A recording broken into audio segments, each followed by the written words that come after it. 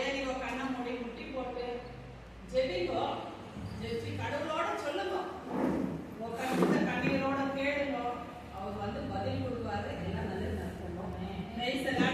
ஏன்னா எனக்கு நான் சின்ன சின்ன விஷயத்துக்கு கொடுங்க. ஆனா எந்த சின்ன விஷயம் எந்த இது இருந்தாலும் நான் எவ்வளவு பிரச்சனை இருந்தாலும் நான் யாருக்கிட்ட சொல்ல மாட்டேன், அவர்கிட்ட சொல்லுவேன். ஆனா அது பதில் எனக்கு கண்டிப்பா கிடைக்கும். ஹல்லேலூயா. அதனால நீங்க எல்லாமே கடவுள் பிள்ளைங்களா வாழணும். கடவுள் அதே சீக்கிரத்துல வரப்போறாரு. ஆனா கண்டிப்பா அவர் வருவாரு, பதில் கொடுப்பாரு. கடவுள் பிள்ளைகளுக்கு